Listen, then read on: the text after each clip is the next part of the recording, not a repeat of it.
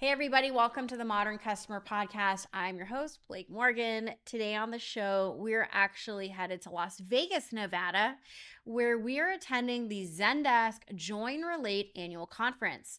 At this event, I got to spend some time with Zendesk executives, including the Chief Technology Officer, Adrian McDermott. Since 2010, Adrian has led Zendesk's product management and engineering teams, constantly creating new paths for product innovation and development. He also helps guide the company's global customers on how to enhance their customer experience to create better relationships. Today on the show, we're talking a lot about AI. We're talking about some of Zendesk's recent announcements, and we're talking about the role of the Chief Technology Officer. Please enjoy Adrian McDermott. Adrian, welcome to the Modern Customer Podcast, and congrats on a really successful Join Relate event. Nice to see you. Nice to see you too. Thank you for spending some time with me. Absolutely. Well, we were just chatting that on the keynote stage, you interviewed Trevor Noah today. What was that experience like? It's in part educational. Like he's a man with just incredible charisma who interviewed people for a living for almost a decade. In part inspiring because I think he is a campaigner and a man who raises awareness for the conditions of humanity in the global south and everywhere. And in part fun because A, he's very funny and B, he's kind of an inner nerd. Yeah. Right? And as a man with a huge inner nerd motion as well, I kind of really enjoyed it.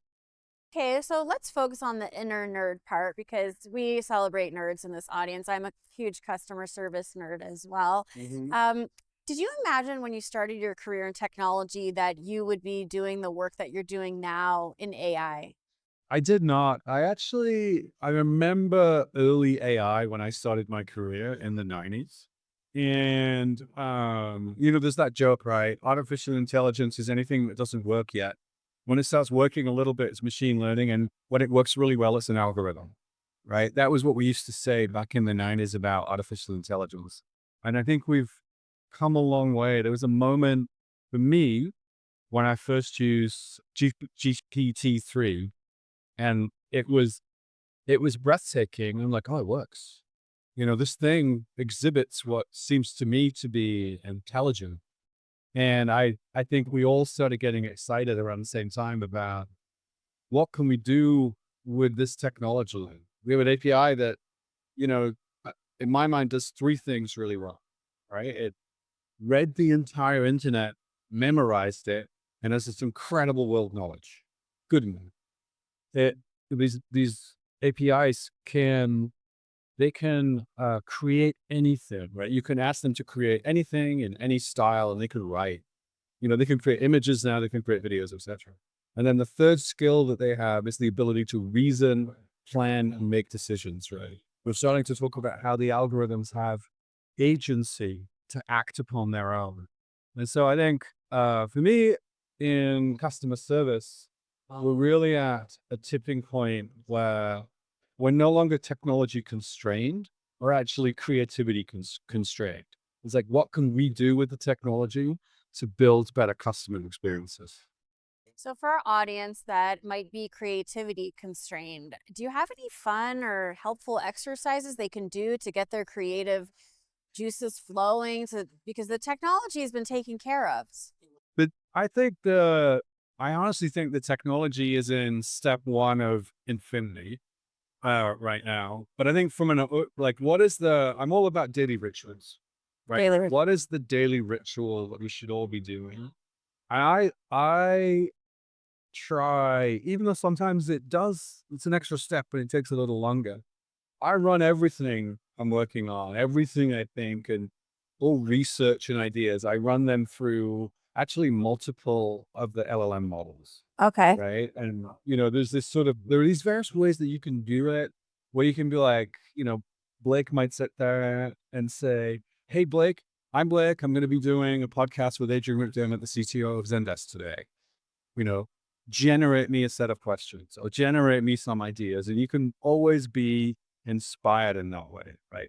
Make it take on personas. I make it edit the work that other people have done. I make it do all these other things. But that discipline for me has gotten me much more comfortable where in a situation where I'm like, do I think we could do this with artificial intelligence? I feel like I have lived experience of knowing some of the limits. Okay, I like that. So you're using AI in all aspects of your life, even if you're just coming up with maybe an email idea. I wish I was more regular with my daily ritual around running for 30 minutes, but I'm doing okay with the LLM daily ritual. So we have a hardcore customer service audience. What do you think that they need to know in considering some of the announcements you guys made on site this week about agentic AI? I think that customer service, customer journey designers, chief customer officers, I think they need to be thinking about distinct and discrete models of application of artificial intelligence. That's the way we think about building products, right? I think about the self-service experiences that we've been putting together for a long time. And at Zendesk, we measure self-service ratios for our customers, how many people are searching versus how many people are creating tickets, how many people are finding the answer for themselves. And here, I think customer service leaders need to be thinking about the application of retrieval augmented generation, right? A generation of humans learned how to search and look at 10 blue links, read the blue links, and then figure out which one was the right article or combine multiple more likely, especially in a customer service scenario, come to the right answer. That method of information retrieval is already antiquated, frankly, right? Now, when you search, you get an LLM to read all of the 10 blue links and probably more besides. It goes to the second page of Google and then figure out what the answer should be from that and answer your specific question in the language that you asked, in a way which is concise, 2 or 3 paragraphs. Everyone should have a plan to deploy as a primary self-service method, retrieval augmented generation, as soon as possible, in my opinion, because our user population, the 400 million daily active users of OpenAI are also the people who are probably in the digital world coming for help, right? We need to be supporting them. So that's number one. Number two for me, in terms of complexity, risk, and way of implementing, would be having some kind of co-pilot mechanism on your agent or operator desktop, right? The people looking at the glass, how rich are the recommendations that they're getting?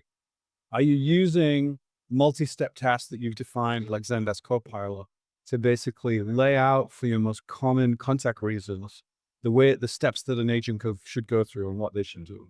It's so much more, I think, than next best action of yesterday. It's actually helping them drive and complete a task. Zendesk Copilot is updating ticket fields, it's applying tactics, doing everything all at once. The agent is just accepting what is, a perfectly crafted answer for this user in this situation.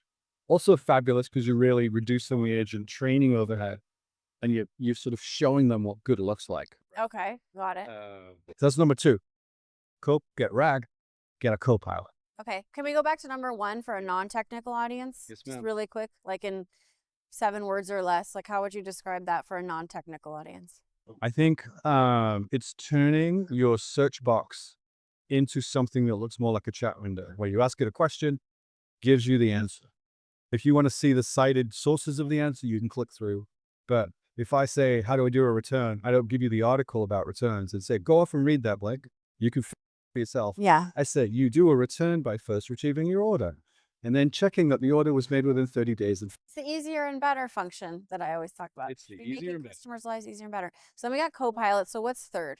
Third is actual direct automation, right? Whether it's a text channel, whether it's an email channel, whether it's a voice channel, people need to be thinking about, what, in fact, we used to call bots. Right? We used to call them bots, and they were, what was your mileage like with bots? Like, was it, I hated bots. No, exactly. It means it's the road to nowhere. Exactly. It's put me in the escape room of the contact center, right? My own way out. We've gone beyond that, right? Reasoning agentic models now, like Zendesk Advanced AI agents, are basically able to firstly have this conversation with the user Right. and say, what is it that Blake is trying to do? Why did she contact us today? Let's figure out if we can get to the root cause or root causes of her inquiry. The second thing I think that we can do is we can then dive into how we're going to solve that problem and take you through it. Now, not every problem can be automated. It's true. But it's nice at least to have established intent, understand the sentiment of you, like, are you angry in this conversation or not? And then pass a warm inquiry over. Ideally, customer service leaders, and maybe it's not today, but it's something that we'll be building. They'll have built, they'll work to get the endpoints created so that the bot can actually update systems itself. It can go read values, it can look up order details, it can look up delivery details, whatever it is, and it's also doing RAG searches on behalf of the user and sharing information with you. Ideally, you'll merge all of those endpoints and you'll get to whatever your goal for automation is. And I think it's important to understand that the journey for everyone is not to get to 100% automation. Some companies, some brands still want to connect with their customers, but you should know what your journey is, probably going to be. And I think then you can make a plan about how to get there. Well, I love that. I think that's a perfect bow to tie up our conversation. I really appreciate you spending some time with me, and thank you so much. Thank you so much, Blake. Everybody, you've been tuning into the Modern Customer Podcast. Until next time. Thanks for watching. Please don't forget to like or subscribe and follow my social content on other platforms where I post content daily, including X, Instagram, LinkedIn, TikTok, and more.